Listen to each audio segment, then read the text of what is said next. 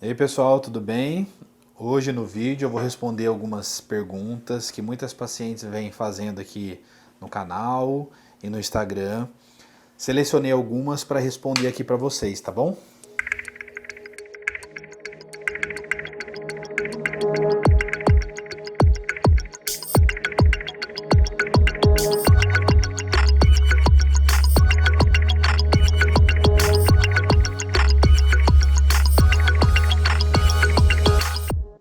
Então vamos lá, pessoal. Primeira pergunta. O que é One Step? Pessoal, One Step é uma tecnologia a laser que pode ser usada para lipoaspiração e bioestimulação de colágeno para a pele, tá?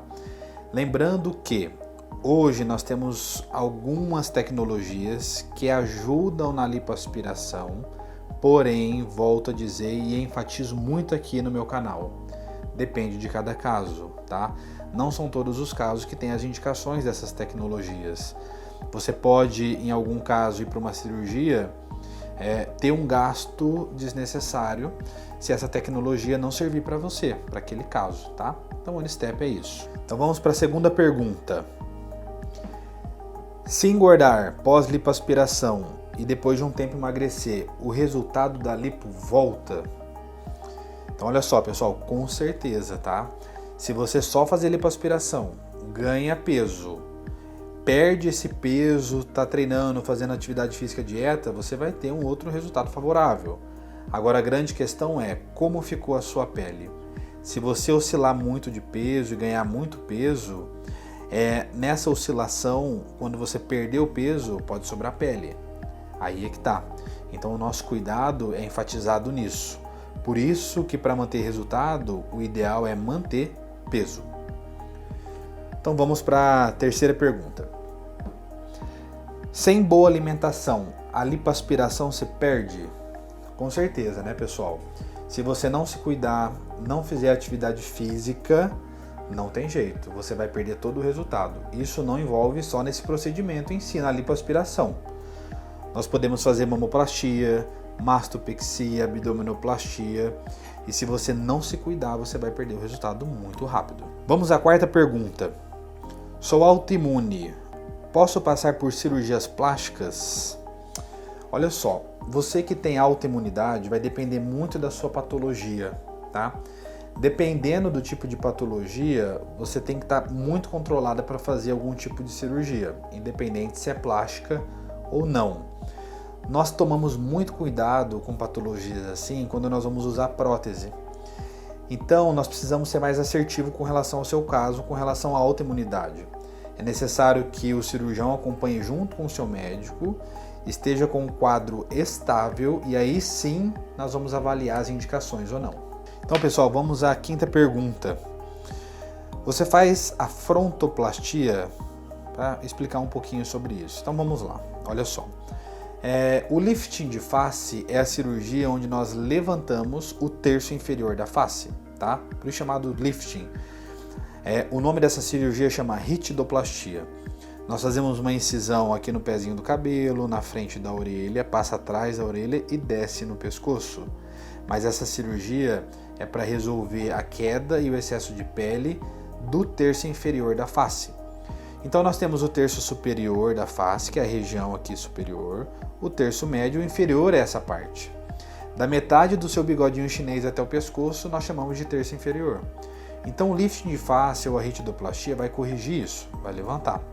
A frontoplastia vai tratar o terço superior.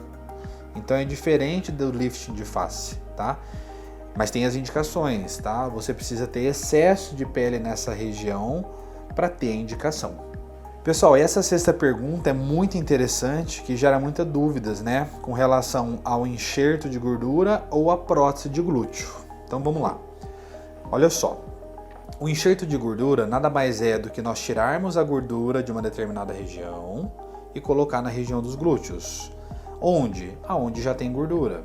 Então o resultado, ele fica um resultado de um glúteo mais gorduroso. Não se engane achando que o enxerto de gordura vai levantar o seu glúteo ou deixar ele mais redondo, durinho, como aspecto de musculação.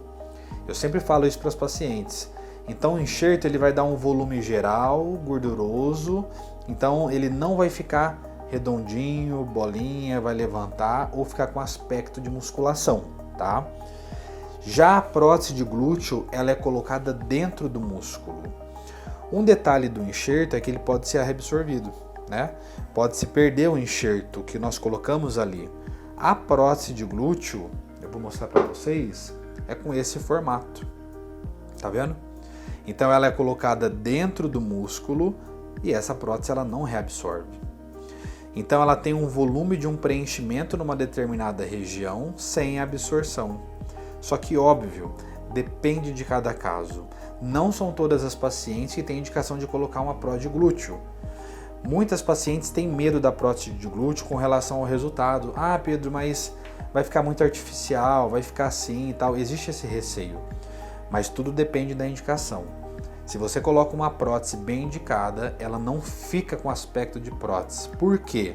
O músculo e o tecido gorduroso em cima de tudo vai disfarçar essa prótese. Então você vai ter um volume mais ali real, sem absorção, tá? Então existe muito esse medo. Lógico, quando nós vamos falar em enxerto de gordura e prótese, ambas têm risco de infeccionar, tá? A prótese de glúteo, tá? O pós-operatório é muito mais árduo, tá? É uma região dolorida, existe recuperação diferente do enxerto, tem posição para você ficar e tudo isso é passado. Então assim, a cirurgia depende muito do que você busca, tá? Do resultado que você quer e o tanto que você está disposta a passar por um pós-operatório. Então na consulta nós conversamos sobre isso, uma pergunta bem interessante. E vamos então para a 7ª pergunta, também interessantíssima, sobre a mastopexia, tá? Se tem como deixar marcado sem a prótese. Então olha só, pessoal, a prótese quando é colocada, tá? Ela fica numa posição e ela preenche o colo. Quando nós levantamos a mama sem essa prótese, o colo não fica preenchido. O que nós usamos para montar e levantar a mama é o seu próprio tecido, que é gordura e glândula.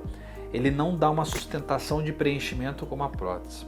Então, em toda mastopexia, todas sem prótese, o colo fica mais natural. E com prótese fica mais preenchido. E outro detalhe, não quer dizer que colocar prótese a mama vai ficar marcada. Ele pode ficar muito bem natural ali, porque vai depender do seu tecido mamário, e isso eu já falei em vídeos anteriores, tá certo? Vamos então agora à 8ª pergunta. Quanto tempo depois da colocação de prótese eu posso trocar essa prótese? Então olha só, uma pergunta interessante também. Por quê? Você só vai trocar de prótese em algumas questões, dependendo do tipo de prótese que você usou. Para vocês terem uma ideia, tá? A principal causa de troca de implante está relacionada à estética. Então suponhamos uma paciente que colocou prótese, que oscilou de peso, amamentou, passou muito tempo, a mama caiu. E aí nós vamos levantar, fazer uma mastopexia e possivelmente trocar essa prótese, tá? E a segunda causa de troca de implante é uma patologia chamada contratura capsular. Quando nós colocamos uma prótese, independente se está em cima ou embaixo do músculo, o nosso corpo cria uma cápsula ao redor dessa prótese. Com o tempo, anos, meses, não se sabe a data definida, essa cápsula, que era para ser fininha, ela pode inflamar. Isso vai te causar dor, desconforto e a mama fica enrijecida, tá? Então essa é a segunda causa de troca de implante. Muitas marcas hoje de próteses não vêm com validade, igual uma medicação que você compra na farmácia. Vale tanto tempo. Então nós vamos trocar, dependendo do caso, óbvio, se ela não tiver essa validade, se você tiver algum tipo de complicação ou a estética. Então vamos à 9ª pergunta de hoje. Se eu limpar a região dos culotes, pode sobrar pele após a cirurgia? Então olha só, isso é muito importante porque a lipoaspiração ela tira gordura, mas ela não tira a pele, tá, pessoal? Dependendo da região que nós vamos operar, por exemplo no culote, como aqui na pergunta, se você tirar muita gordura e a pele já é flácida ou tem excesso, ela vai ficar com mais flacidez, tá? Então existem essas limitações. Tem casos, dependendo disso, que nós nem podemos lipar, certo? Vamos então agora à 10ª pergunta. A abdominoplastia se inicia com qual valor? Ó, pessoal, eu recebo bastante perguntas aqui nas redes sociais, né, com relação aos valores, tá? Olha só, a cirurgia plástica, ela envolve muita coisa, tá? Eu sei que muita gente não tem esse conhecimento, por isso que a gente precisa aprender sobre isso e eu preciso passar isso para você, tá? A cirurgia plástica envolve todo um trabalho técnico da cirurgia, um pré-operatório bem feito e um pós-operatório tem que ser magnífico. Então é uma equipe muito grande por detrás de tudo isso, é tempo que nós levamos na cirurgia, tempo dos seus retornos, disposição, as pacientes têm um contato da clínica inteira. E aí a cirurgia vai depender muito do que você vai fazer, do tempo de cirurgia, se nós vamos levar 5, 6, 7, 8 horas, se você vai ter que dormir no hospital ou não. Então é difícil a gente pontuar um valor para a cirurgia, tá? Mas guarda assim, valores, tá? É importante, né? Tem os custos da cirurgia, mas primeiro, entenda o que você vai fazer, entenda qual é o tipo de cirurgia, quais são os riscos. Não faça cirurgia sem conhecer nada disso e o profissional com quem você vai fazer, certo? Pessoal, então vamos à 11ª pergunta. Para as mamas ficarem em pé, é necessário fazer mamoplastia redutora ou mastopexia? Interessante, vamos lá então, olha só. As duas cirurgias, elas vão fazer a mesma coisa, que é levantar as suas mamas. Então elas são indicadas para aquelas mamas que estão caídas, como eu já falei em alguns vídeos aqui, tá? Nós usamos a palavra mamoplastia redutora para aquelas mamas que estão caídas e são muito grandes. Já a mastopexia, nós usamos esse nome da cirurgia para as mamas que estão caídas também, porém são mamas menores. Então, respondendo a pergunta, as duas cirurgias vão levantar a sua mama. Então vamos à 12ª pergunta. Doutor, fala sobre lipoenxertia de mama. Esse foi um assunto muito falado alguns meses atrás, porque viralizou com relação aos enxertos, mas também, como toda cirurgia, depende da indicação, tá? Em geral, nós usamos a lipoenxertia das mamas para algumas questões de detalhamento do seu resultado, tá? Então, imagine se você vai fazer uma mastopexia, levantar as mamas, a sua mama ela é aberta na cirurgia, nós vamos fechar e tem um espaço criado ali. Então, se você coloca uma gordura que é uma pasta naquela região, como que ela vai se solidificar e ficar ali, né? Além disso, ela pode reabsorver. Um lado pode reabsorver e o outro não. Então o resultado ele se compromete muito porque a gordura não dá um preenchimento legal em mastopexia. Podemos fazer em estética quando a paciente tem uma mama muito pequena, né? Ela não quer colocar prótese de jeito nenhum, não quer aumentar a mama com aspecto redondo, porém se colocar um pouco mais de gordura naquela região ela vai ficar satisfeita, mas volta a falar, é gordura. Então aspecto, a palpação, preenchimento é gordura também, tá? Então na maioria das vezes nós usamos como mais um detalhamento. Então imagine que você tenha feito uma mastopexia há muitos anos. O tecido ficou muito fino, nós podemos fazer um preenchimento de gordura para melhorar, por exemplo, tá? Então depende de cada caso. Vamos para a última pergunta de hoje, que é sobre a ninfoplastia, né? Existe muita dúvida com relação a essa cirurgia. O que é a ninfoplastia, pessoal? Eu quero que vocês vejam essa imagem aí no vídeo dessa região vaginal, né? Existem os pequenos lábios, que é essa região aqui que tá sendo mostrada para vocês. Em alguns casos, a paciente pode ter hipertrofia dessa pele, pode ser depois ou antes da gestação, pode ser em pacientes jovens ou não, e isso pode incomodar tanto a estética quanto a parte funcional da região. Então a cirurgia corrige esse excesso. Lembrando que é o excesso, não tiramos tudo, tá?